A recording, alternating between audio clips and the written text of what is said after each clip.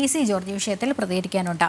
Shri PC. George, ഈ സമരാജ്ഞിയെ തുടർന്നുള്ള അല്ലെങ്കിൽ അതിന്റെ ഭാഗമായുള്ള വാർത്താ സമ്മേളനത്തിൽ കെ.പി.സി.സി അധ്യക്ഷനും പ്രതിപക്ഷ നേതാവ് എത്താൻ വൈകിയതിൽ കെ.പി.സി.സി അധ്യക്ഷൻ അസഭ്യം പറഞ്ഞ ആ ഒരു സാഹചര്യം, അതിനെ തുടർന്ന് വലിയ പൊട്ടിത്തെറി ഉണ്ടാകുന്നു. സുധാകരനെതിരെ സതീശൻ എ.ഐ.സി.സിക്ക് പരാതി നൽകിയിരിക്കുന്നു. കെ.സി. വേണുഗോപാൽ പ്രശ്നപരിഹാരത്തിന് ഇടപെട്ടു എന്നൊക്കെയാണ്. ഇപ്പോൾ ഈ പ്രശ്നം ഒതുക്കി തീർക്കുന്നു എന്നുള്ള രീതിയിൽ സഹോദര ബന്ധമാണ് ഇരുവരും തമ്മിലുള്ളത് എന്നൊക്കെയുള്ള രീതിയിൽ അത്തരം പ്രതികരണങ്ങളും പുറത്തു വരുന്നു. എന്തായാലും ഈ ഒരു സാഹചര്യത്തെ താങ്കൾ എങ്ങനെ നോക്കിക്കാണുന്നു?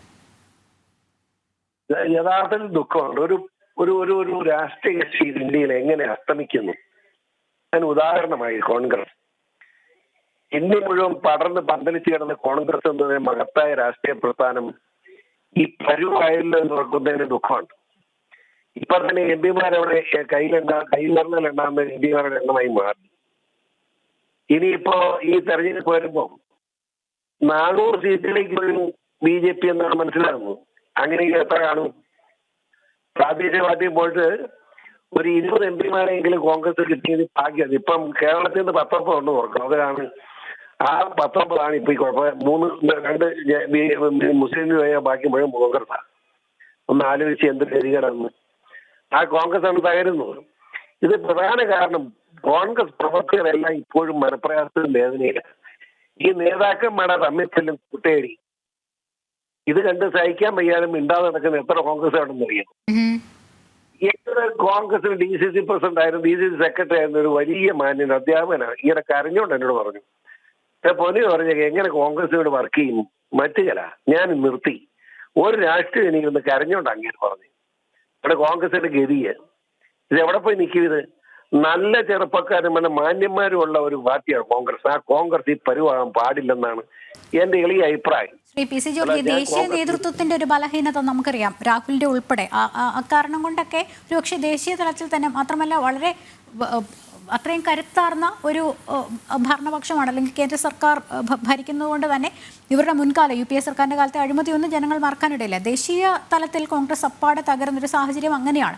കേരളത്തിലാണ് ആകെ എന്തെങ്കിലും ഒരു പ്രതീക്ഷ. കാരണം നമുക്കറിയാം, പിണറായി സർക്കാരിന്റെ ജനവിരുദ്ധ നയങ്ങൾ നമുക്കറിയാം, ജനങ്ങളാകെ സാഹി കെട്ടി നിൽക്കുകയാണ്. പക്ഷെ എന്തെങ്കിലും ഒരു പ്രതീക്ഷ ലോക്സഭാ തിരഞ്ഞെടുപ്പ് അടുത്തിരിക്കുന്ന സമയത്ത് കോൺഗ്രസിനുണ്ടെങ്കിൽ ഇത്തരം പ്രശ്നങ്ങൾ അതൊരു തിരിച്ചടിയാകും എന്നെങ്കിലും നേതാക്കൾ മനസ്സിലാക്കണ്ടേ, ഈഗോയ്ക്കൊക്കെ അപ്പുറത്തേക്ക്.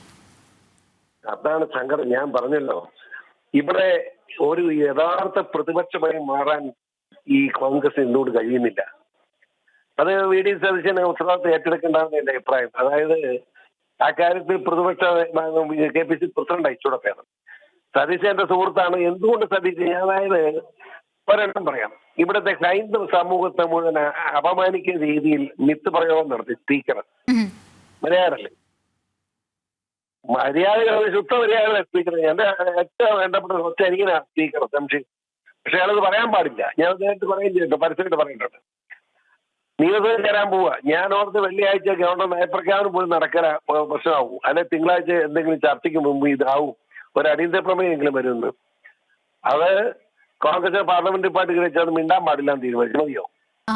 അതല്ലേ മിണ്ടുന്നത്. അതായത് കമ്മ്യൂണിസ്റ്റ് പാർട്ടിയുടെ ലൈനാണ് ദൈവവിശ്വാസത്തിലെ അപമാനിക്കുക, ശബരിമല ശാസ്താവിനെ അപമാനിക്കുക, ദൈവം ഇല്ല എന്ന് വരുത്തി തീർക്കുക. അതിനുവേണ്ടി ശ്രമിക്കുന്ന പിണറായിയുടെ യഥാർത്ഥ അനുയായി സ്പീക്കർ കൂടെ മാറുന്നത് മോശമല്ലേ? അത് മോശമാണെന്ന് പറയാനുള്ള മര്യാദയെങ്കിലും കോൺഗ്രസ് കാണിക്കണ്ടേ? VD സതീശൻ പ്രതിപക്ഷ നേതാവിനെ പറയണ്ടേ?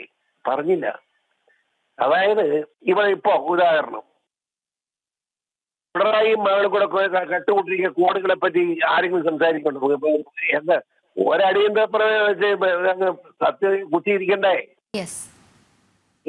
ഉണ്ടാക്കാൻ ദയനീയമാണ്. അതേ പറയുന്നു. നമുക്കറിയാം, ഈ വീണ വിജയന്റെ അഴിമതിയുടെ ആ ഒരു വിഷയത്തിൽ ഷോൺ ജോർജ് എടുത്ത നിലപാട് അദ്ദേഹവും പറയുന്നുണ്ടായിരുന്നു, പ്രതിപക്ഷം പ്രത്യേകിച്ച് ഒന്നും ക്രിയാത്മകമായ അല്ലെങ്കിൽ ഇതിന്റെ ഭാഗത്ത് നിന്ന് അല്ലെങ്കിൽ ഈ ഒരു പേരിൽ പ്രത്യേകിച്ച് നിയമസഭയിൽ പ്രത്യേകിച്ച് പ്രതിഷേധം ഒന്നും ഉന്നയിക്കുന്നില്ല എന്നുള്ളൊരു സാഹചര്യം, അത്രയ്ക്ക് ദുർബലമായി പോകുന്ന സാഹചര്യം. താങ്കൾ ആദ്യം പറഞ്ഞ ഗണപതി മിത്ത് വിവാദം നമുക്കറിയാം വലിയൊരു വോട്ട് ബാങ്കിനെ പിണക്കണ്ട എന്നുള്ള രീതിയിലായിരിക്കാം പ്രതിപക്ഷ നേതാവ് ഉൾപ്പെടെ അതിന്മേൽ പരസ്യമായി ഒന്നും പറയാതിരുന്ന ശബരിമല സമയത്ത് നമുക്കറിയാവുന്നതാണ്. അപ്പൊ ആ ഒരു വിഭാഗത്തിന്റെ വോട്ട് മാത്രം മതി. ബാക്കി ഇവിടുത്തെ ഹൈന്ദവരെയും ക്രിസ്ത്യാനിലെയും മറ്റു മതസ്ഥരെയും ഒന്നും വോട്ട് വേണ്ടേ? ഇവിടെ എത്രയോ മതസ്ഥരുണ്ട്, അവരുടെ ആരുടെയും വേണ്ട. ഈ ന്യൂനപക്ഷം എന്ന് പറഞ്ഞാൽ ന്യൂനപക്ഷമല്ല, ക്രിസ്ത്യാനിയും അതുപോലെ തന്നെ എത്ര ന്യൂനപക്ഷങ്ങളുണ്ട്. അതിൽ മുസ്ലിം വോട്ട് മാത്രം മതിയോ?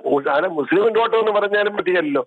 ഇവിടുത്തെ SDP-യുടെയും പോപ്പർ ഫ്രണ്ടിന്റെ വോട്ട് മാത്രം, മുസ്ലിങ്ങളായിട്ടുള്ള വോട്ട് മാത്രം മതിയോ പിണറായി വിജയന്? കോൺഗ്രസ് അത് വീതം വെക്കാൻ നിൽക്കുകയാണ്. അത് നമുക്ക് മനസ്സിലായി, രണ്ടും കൂടെ വീതം വെക്കുകയാണ്. കാരണം എന്താണെന്ന് വെച്ചാൽ ഇസ്രായേൽ ഹമാസ് യുദ്ധം വന്നപ്പോൾ ഇന്ത്യൻ പ്രധാനമന്ത്രി വളരെ ശക്തമായിട്ട് പറഞ്ഞു, ഹമാസ് ഇസ്രായേലിനോട് കാണിച്ച് തെറ്റായി പോയി, എങ്കിലും കൂട്ടക്കൊല അവസാനിപ്പിക്കണം, പലസ്തീൻ സ്വതന്ത്ര രാഷ്ട്രമായിട്ട് വരണമെന്ന് പറഞ്ഞു. നിഷ്പക്ഷമായ അഭിപ്രായം. ഇവിടെ ഏതാ നടന്നത്? പിണറായി വിജയൻ പറഞ്ഞത്. പിണറായി വിജയൻ നേരെ അങ്ങേറി അടിക്കല്ലേ അത് ഹമാസിന് അനുകൂലമായിട്ട്. ഹമാസ് ഒരു പാവങ്ങൾ ഈ നിലനിൽപ്പ് വേണ്ടി യുദ്ധം ചെയ്യുന്നത്, അവരെ ഇസ്രായേൽ കൊന്നൊടുക്കുന്നെന്ന് ഇതുകൊണ്ട് ഇവരൊക്കെ പറയുന്ന പിണറായിക്ക് പിന്തുണ കൊടുക്കുന്ന പാർട്ടിയൊക്കെ എന്താ? അത് തന്നെ സെയിം. ഒരാഴ്ച കോൺഗ്രസിന്റെ പ്രകടനം പലസ്തീൻ ഐക്യദാർഢ്യം, അവിടെ ഹമാസിന് അനുകൂലം, ഇസ്രായേൽ പാപം ചെയ്തെന്നാ പറയുന്നത്. എന്തൊരു മര്യാദയുണ്ട്! ഇതൊക്കെ എന്നാ സംഭവം? ഇവിടുത്തെ തീവ്രവാദ മുസ്ലിങ്ങളുടെ വോട്ട് രണ്ടായിട്ട് വീതിക്കണം, അതിനല്ലേ? ഇത് ആന്റി കെട്ടവരുടെ വീടും നോക്കിയോ വലിയ താമസമൊന്നുമില്ല. ഇതെല്ലാം പുറത്തു വരും. ഒരു ദോഷമില്ല. ഇത്തരത്തിൽ പ്രത്യേകിച്ച് ഒരു നിലപാടില്ലാതെ, മാത്രമല്ല ആഭ്യന്തര കലഹവും പൊട്ടിത്തെറിയുമായി കോൺഗ്രസ് നേതൃത്വം കേരളത്തിലെ മുഖം നഷ്ടപ്പെടുന്ന ഒരു സാഹചര്യം കോൺഗ്രസ് പാർട്ടിയുടേതായി. വളരെയധികം നന്ദി ശ്രീ PC ജോർജ് വിഷയത്തിൽ പ്രതികരിച്ചതിന്.